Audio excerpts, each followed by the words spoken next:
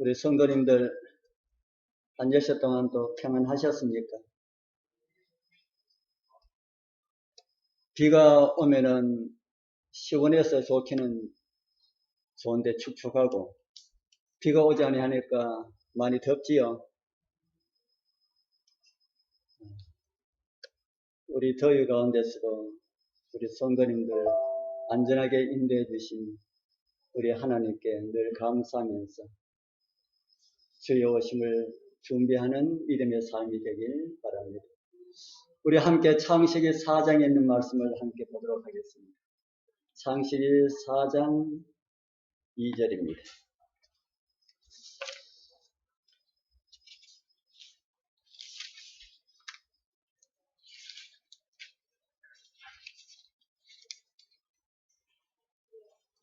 창세기 4장 2절, 창세기 4장 2절에서 5절까지 있는 말씀을 우리 같이 읽겠습니다.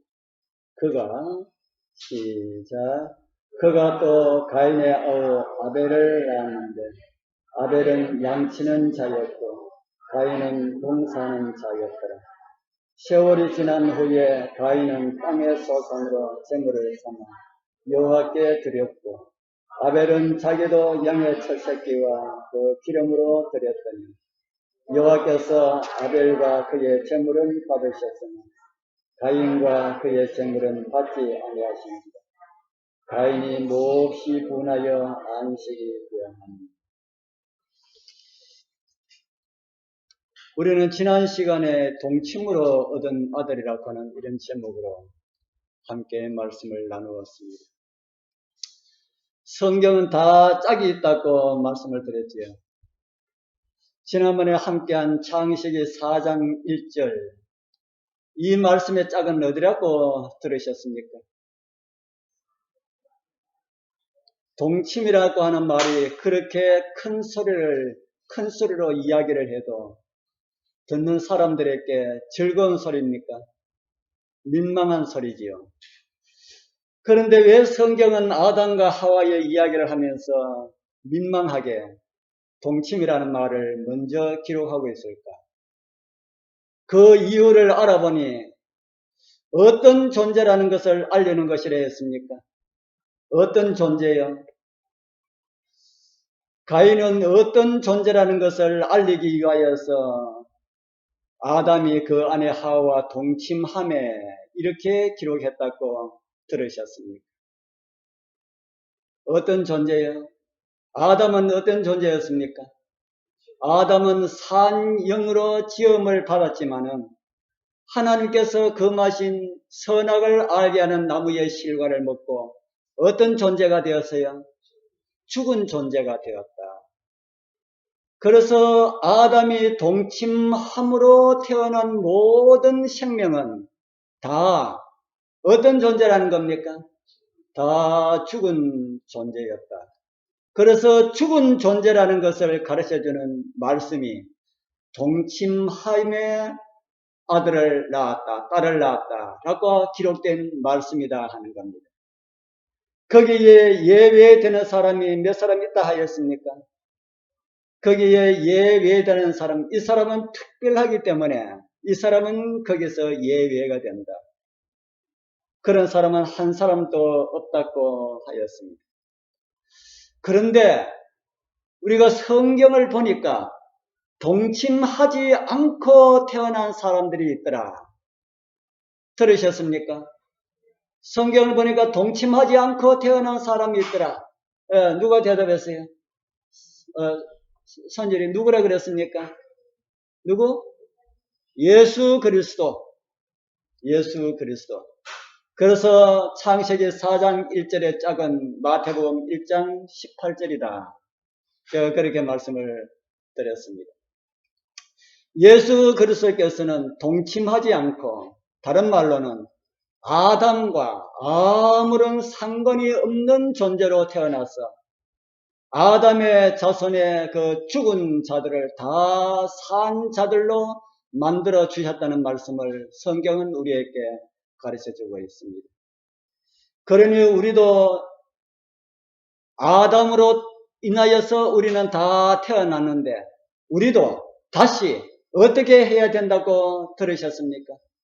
우리도 다시 태어나야 한다. 무엇으로 태어나야 한다고요? 예수님께서 성령으로 태어나신 것처럼 우리도 성령으로 다시 나야 된다고 성경은 우리에게 가르쳐주고 있습니다.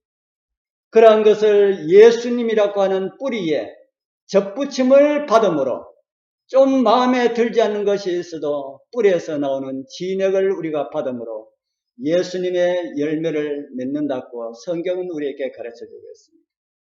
예수님의 접붙임을 받으면 마음에 안 드는 게 참 많이 있습니다. 왜냐하면 내가 지금까지 빨아 올렸던 먹던 거는 이거 아닌데 내 생각하고 영 엉뚱한 것을 밑에서 자꾸 뿌리에서 자꾸 올려주기 때문에 그렇습니다.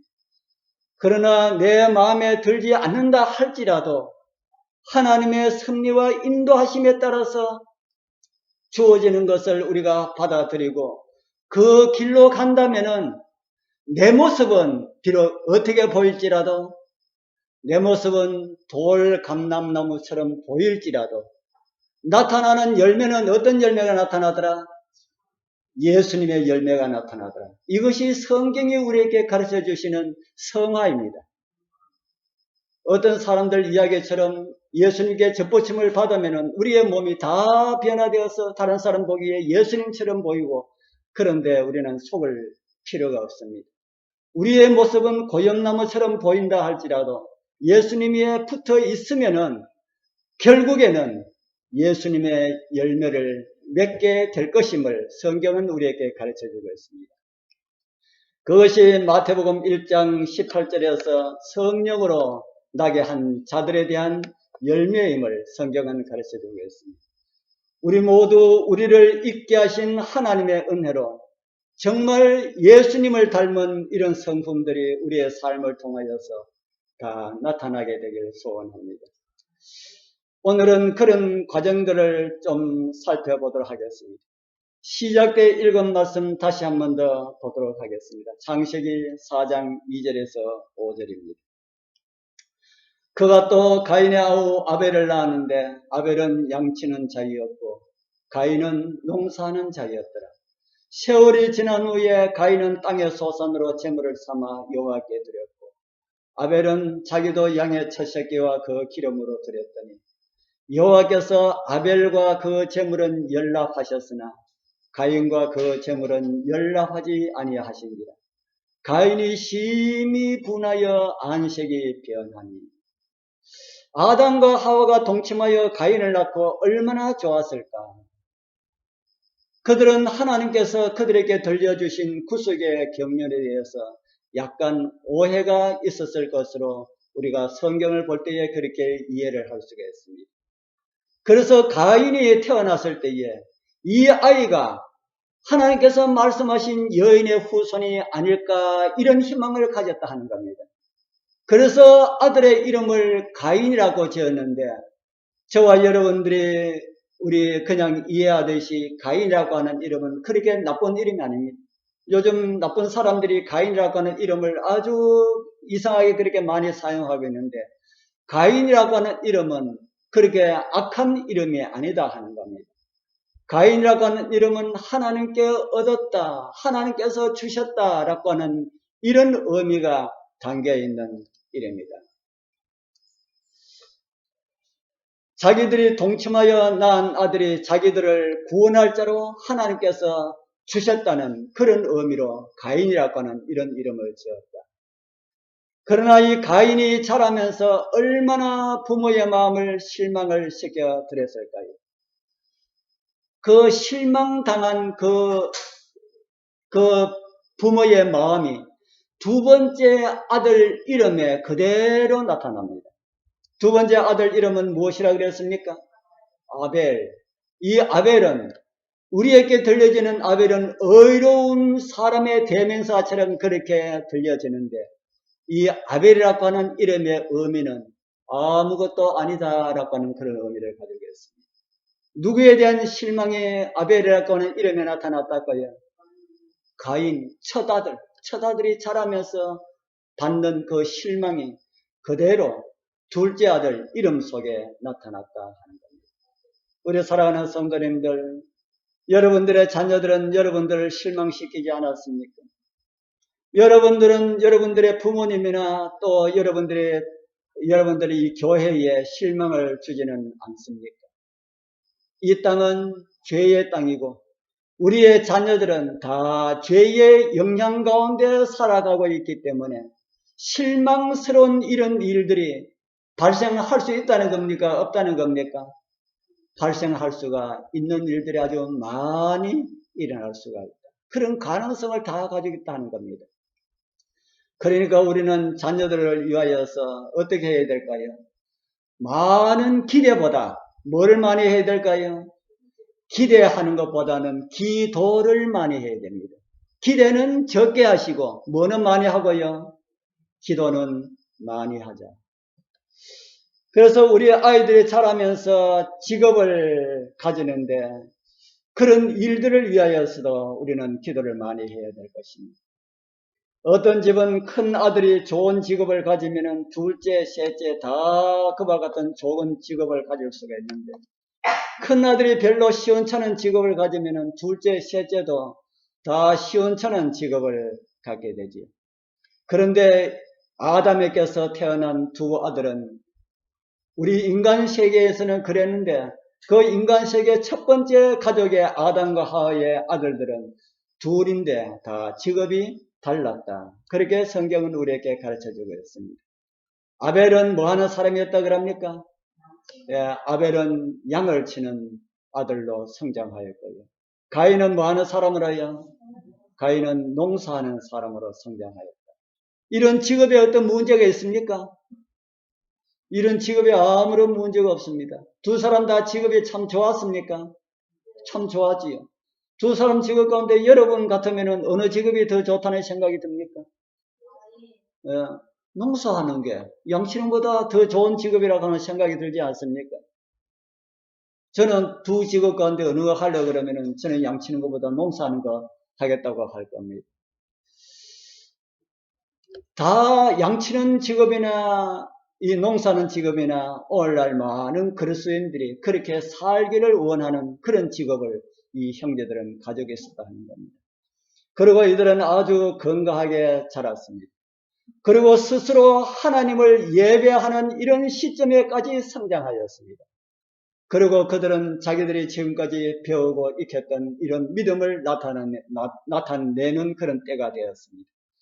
가인은 무엇을 하나님께 드렸다고 합니까? 가인은 무엇을 하나님께 드렸다고요?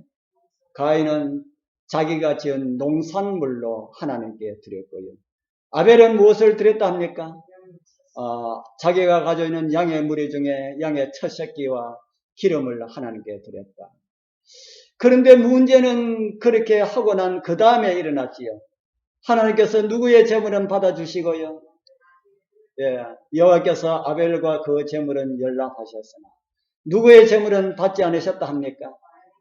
가인과 그 제물은 연락하지 아니하신지라.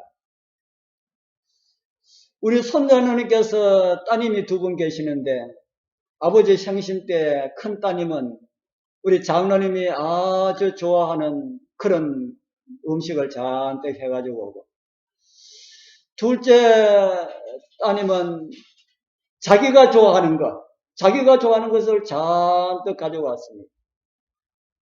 우리 장로님 마음이 어떻겠습니까? 큰 딸은 내가 좋아하는 것을 많이 사가왔기 때문에 더 이뻐해주고 작은 딸은 지가 좋아하는 걸 해가왔기 때문에 미워하는 이런 마음을 가지겠습니까? 장로님 어떻겠습니까? 미워하는 마음이 생길까요? 안 생길까요? 우리 좀 젊으신 분한테 물어볼까요?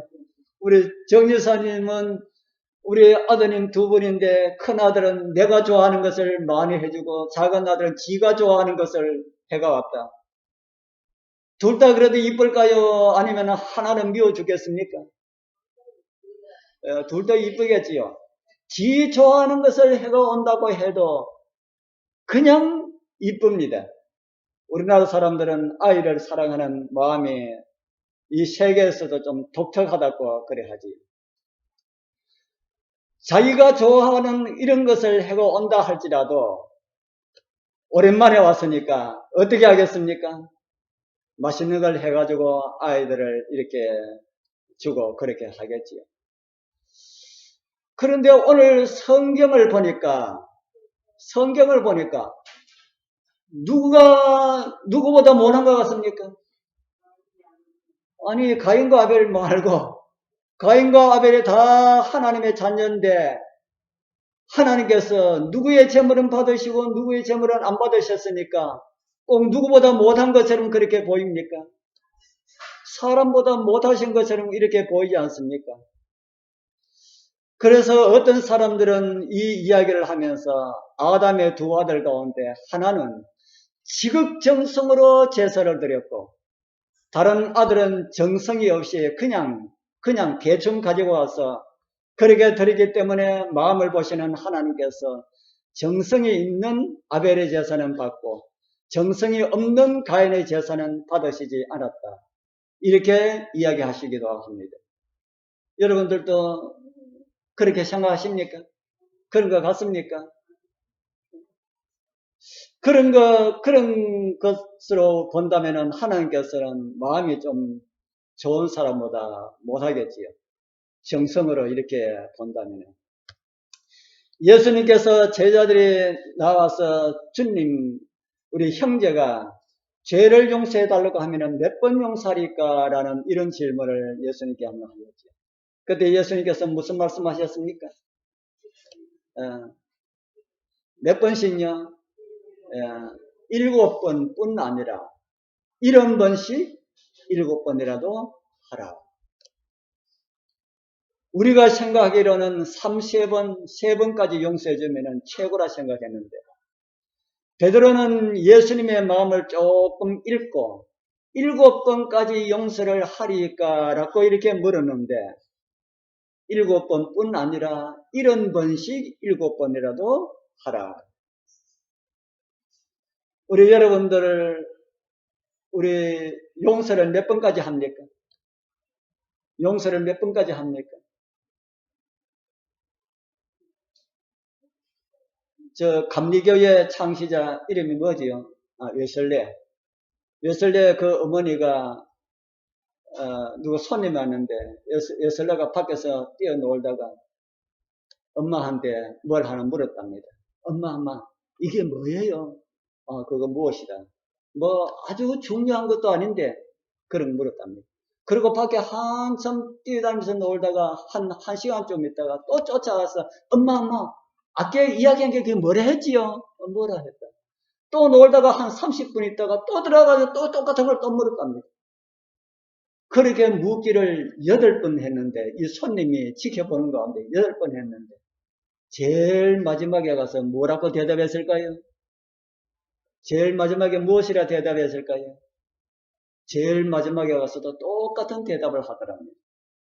그래서 어머니 어떻게 그와 같은 대답을 그렇게 할 수가 있습니까? 하고 물으니까 그 어머니가 하는 말이 마지막 대답이 처음과 같지 아니하다면 지금까지 했던 7번은 아무 소용이 없습니다. 그래서 저는 그 7번 했는 것을 소용없는 것으로 만들지 않도록 하기 위하여서 또다시 온다 할지라도 저는 또 그렇게 대답할 것입니다. 라고 하더랍니다. 우리 이웃에 대한, 형제에 대한, 우리 가족에 대한 용서가 이렇게 되어야 되겠습니까? 예. 70번씩 7번이 아니라 그보다 더한 것이 있다 할지라도 용서하는 마음을 갖자. 그런데 하나님께서 예수님께서 그렇게 말씀하셨는데 그럼 오늘 가인과 아벨의 제사는 무엇이 문제이기 때문에 하나는 받아주시고 하나는 받아주지 않았을까?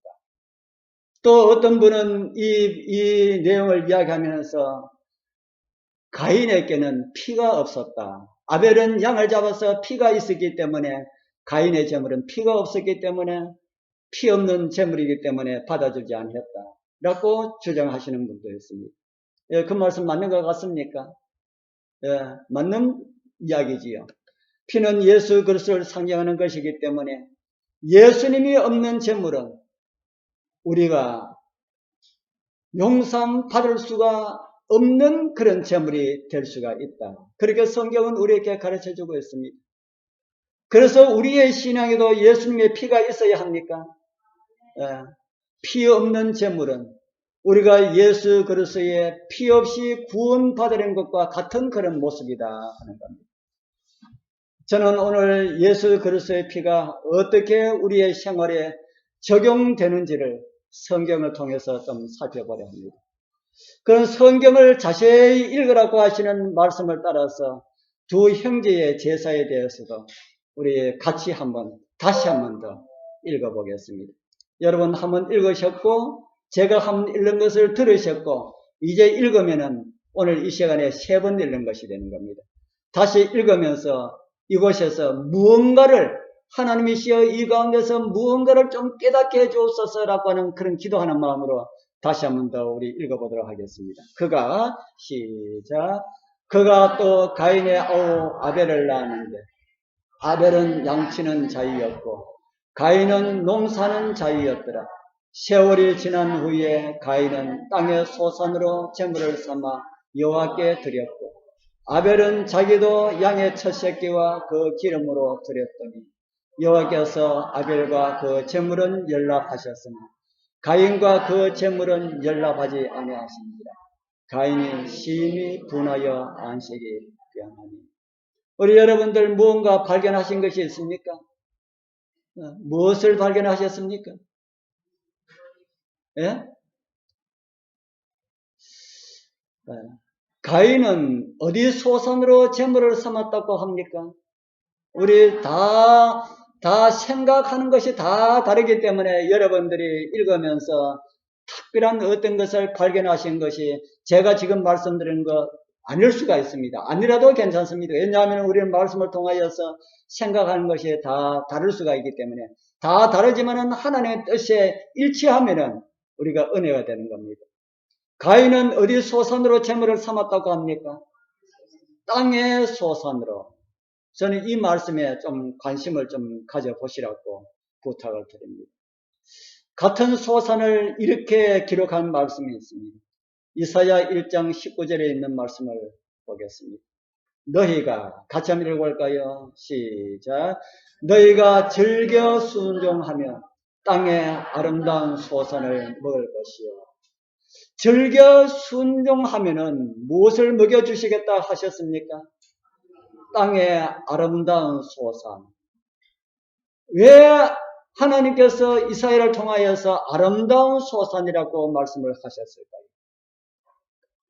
땅에 있는 소산들은 그냥 땅에 소산이 있고 땅에 아름다운 소산이 있다. 저는 그렇게 분류를 합니다. 또 이런 말씀이 있습니다. 느헤미야 9장 36절입니다. 우리가 오늘날 종이 되어 샀는데 그 주께서 우리 열두에게 주사 그 실과를 먹고 그 아름다운 소산을 누리게 하신 땅에서 종이 되었나이다. 느헤미야도 아름다운 소산에 대해서 말씀을 하고 있지요. 이해하기 나름이겠지만은 이 외에도 아름다운 소산에 대해서 성경은 많은 말씀을 우리에게 주고 있습니다. 그 아름다운 소산에 대해서 이해하기 나름이지만은 저는 이 아름다운 소산을 하나님의 은혜로 이해를 합니다. 무엇으로 이해한달까요? 저는 하나님의 은혜로 이해하는데 우리 여러분들 다 아름다운 소산을 하나님의 은혜로 이해해 달라고는 말씀을 드리지 않습니다. 그러나 그것이 은혜가 된다면은 아름다운 소산을 하나님의 은혜로 이해해도 괜찮습니다. 저는 이 땅에 살아가는 수많은 사람들, 세상 사람들과 하나님의 백성들로 그렇게 성경은 구분하고 있지요. 세상 사람들은 땅의 소산으로, 다른 말로 하면은 자기 힘으로 먹고 사는 사람들이고요.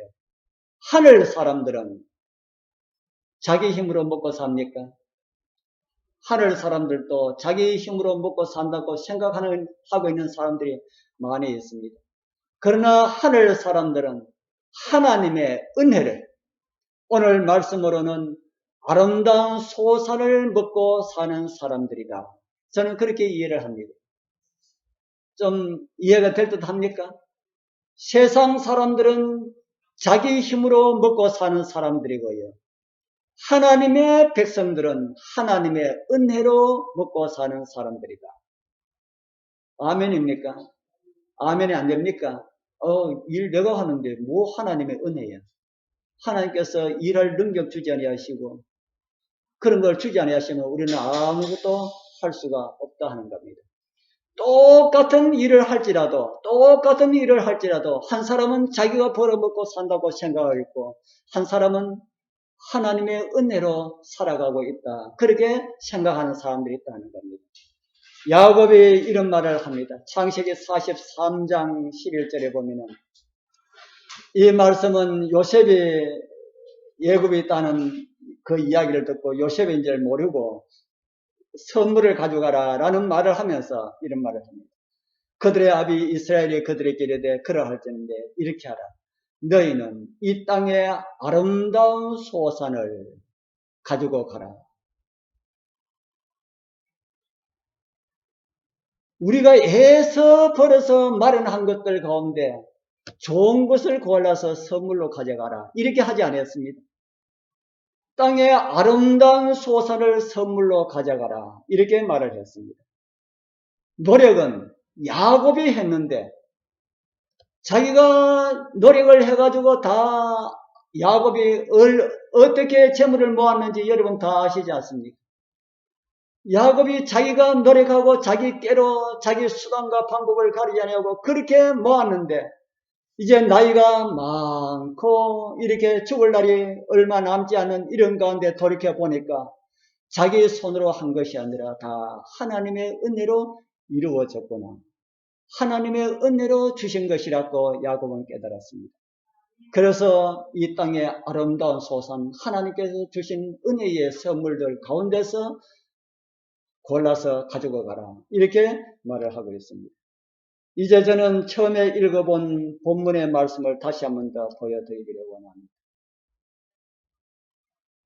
아벨은 양치는 자였고 가인은 농사는 자였는데 세월이 지난 후에 가인은 땅의 소산으로 제물을 삼아 여호와께 드렸고 아벨은 자기도 양의 첫 새끼와 그 기름으로 드렸더니 어떤 것이 하나님께서 받으시는 예물인지 이해가 될 듯 합니까?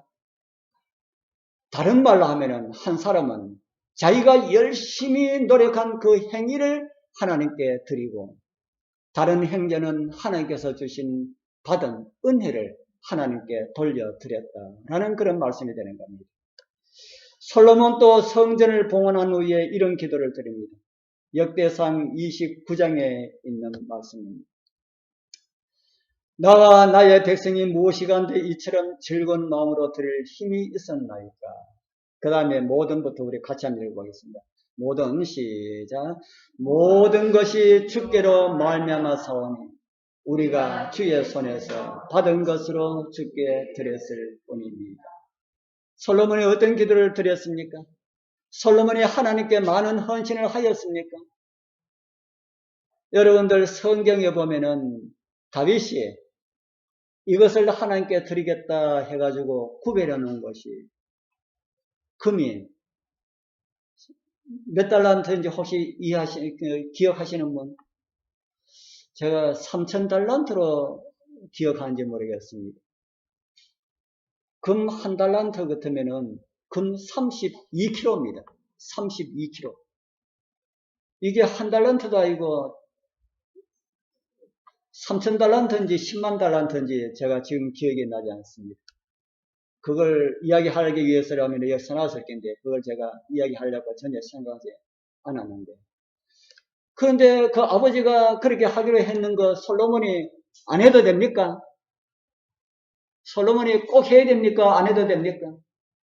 하나님 백성이 안 되려 그러면 안 해도 되죠. 요즘은 부모가 내가 하나님께 드리겠다 해놔놓고 그 자손이 그 아들이 그 돌려부르는 그런 일들이 허다합니다. 그런데 솔로몬은 자기 아버지가 준비해놓은 그 모든 것을 하나님께 그대로 드렸습니다. 솔로몬 또 엄청난 헌신이라고 볼 수가 있겠습니까? 비록 아버지가 준비해놓은 것이지만은 그것을 아낌없이 하나님께 드릴 수 있다 하는 것도 솔로몬은 다윗과 같은 그런 헌신으로 우리는 이해를 할 수가 있다 하는 겁니다. 다윗은 하나의 정서를 남기지 않고 그 많은 금을 하나님께 드렸다고 기록되어 있는데, 여기에 역대상 29장, 오벨의 금 3,000달란트로 기록이 나왔네요. 오벨의 금 3,000달란트. 제가 여기에 이 오벨의 금 3,000달란트가 오늘날 시가로 얼마 하는지 제가 여기 계산해가지고 적어 놨네요. 오늘날 계산으로 하면은 약 4조 5천억 원이 됩니다. 4조 5천억 원. 이렇게 많은 것을 솔로몬이 하나님께 드리면서도 솔로몬이 무슨 기도를 드렸습니까? 하나님이시여, 우리 아버지가 애서 모은 것, 제가 열심히 이렇게 준비한 것을 하나님께 드립니다. 이렇게 했습니까? 솔로몬이 이런 기도를 드렸습니까? 이런 기도를 드리지 않았습니다. 어떤 기도를 드렸습니까? 하나님께서 주신 것을 하나님께 돌려드렸을 뿐입니다. 이거 제 거 아닙니다. 하나님 것입니다. 하나님의 것인데 그냥 하나님의 전에 필요하다 해서 하나님께 드렸습니다. 이런 기도를 드립니다. 이런 사람들은 어떤 사람들이라 그랬습니까? 제가 이런 사람들은 하나님의 은혜로 사는 사람들이고, 하나님께서는 이런 사람들의 재물을 연락하신다 하는 겁니다. 하나님께서 어떤 사람들의 기도를 연락하신다고요? 자기의 것을 주장하지 아니하고 주님이시여, 저 가진 것 모든 것이 다 주님의 것입니다. 주님의 것을 가지고 주를 위해서 쓸 뿐입니다. 돈뿐 아니라 저의 삶 모든 것이 다 주님의 것입니다. 주님이시여, 이제 앞으로는 저를 취해 주시어서 주의 뜻대로 제가 살아갈 수 있도록 해 주옵소서. 이런 사람들의 기도를 하나님께서 들으시고 응답하시고 그 재물을 연락하신다라는 그런 말입니다. 하나님께 드리는 것은 양의 문제가 아니라는 것이죠. 나의 삶이 어떤 삶인가 하는 것이 문제를 하는 겁니다. 매일매일을 하나님의 은혜로 사는 사람들은 재물도 하나님께서 주신 것으로 믿고 있기 때문에, 받은 것을 하나님께서 주신 것으로 인정하기 때문에, 나의 것이 아님을 알고 있기 때문에 주인에게 돌려드릴 뿐이다, 이렇게 생각하는 사람이 하나님의 은혜로 사는 사람들이다 하는 겁니다. 산상보험 66페이지에 보면은 이런 말씀이 있습니다. 모든 것은 하나님께로부터 온다. 우리가 하나님께서 받지 않은 것은 아무것도 없다. 하나님께 받지 않은 거 얼마나 있다 그럽니까? 하나님께 받지 않은 것은 아무것도 없다. 더욱이 그리스도의 피로 사지 않은 것은 아무것도 가지지 않았다. 우리가 소유한 모든 것이 십자가에 인이 찍힌 채, 그리고 헤아릴 수 없이 귀한 피의 대가로 우리에게 주어지는 것은 그 피가 하나님의 생명이기 때문에 그렇다. 그러므로 우리는 우리의 말을 실현시키기 위하여 마치 무슨 권리를 가진 것처럼 명시할 수가 없다.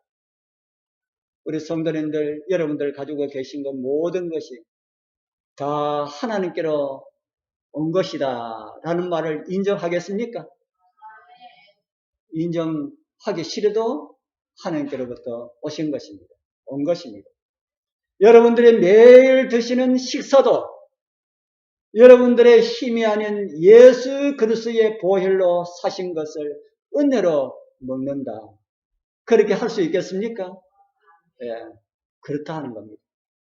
그럼 우리도 매일매일 그리스도의 은혜로 살아가는 것이 맞는 말입니까? 예, 매일매일 그리스도의 은혜로 살아가는 것이다. 예배는 안식일날 교회에 한번 나와서 찬미를 부르고 말씀 듣고 기도 드리는 것, 그 이상의 것이 되어야 합니다. 우리의 모든 것은 갈바리의 보혈에 도장이 찍힌 삶이어야 한다. 아벨이 그런 삶을 살았다는 겁니다. 그런 사람들이 피의 제사 어린 양의 제물을 드릴 수가 있다 하는 겁니다. 나의 모든 것은 주인은 하나님의 것이라. 이렇게 하는 사람들이 예수님의 피를 믿는 그런 믿음을 가질 수 있다는 겁니다. 나의 모든 것이 그리스도의 죽음으로 이르게 된 것임을 생활로 인정하는 사람들은 진짜 예배를 드리는 사람입니다. 예수님께서 이런 사람들을 찾기 위하여서 예수님께서 이 땅에 계실 때에 사마리아 여인에게 갔습니다. 이스라엘 나라에 다 돌아봐도 다녀봐도 진짜 신령과 진정으로 예배 드리려고 하는 사람이 보이지 않았습니다. 그런데 보니까 사마리아의 한 여인이 신령과 진정으로 예배를 드리기를 원하지만 어떻게 드려야 하는지를 알지 못하는 한 사람이 있다는 것을 알고 예수님께서 사마리아로 가셨습니다. 우리 사랑하는 성도님들, 오늘 우리들도 진짜 신령과 진정으로 하나님을 예배하는 자들 되기를 바랍니다. 우리 모두 가인의 제물이 아닌 아벨과 같은 헌신으로 하나님께 영광을 돌리면서 사셨다. 아벨을 깨우시기 위하여서 주님 오실 때에 우리도 그 자리에 함께 다 만날 수 있는 그런 은혜가 우리 모두와 함께하길 축복합니다.